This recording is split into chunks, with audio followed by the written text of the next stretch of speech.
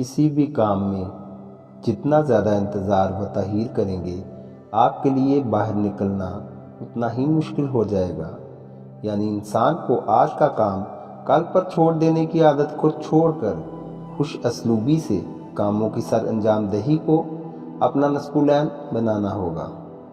جب آپ صبح نیند سے بیدار ہوں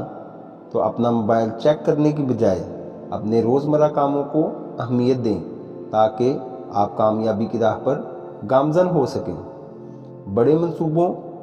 و کاموں کو چھوٹے حصوں میں تقسیم کر دیں تاکہ کاموں کو بہتر، آسان اور مؤثر انداز سے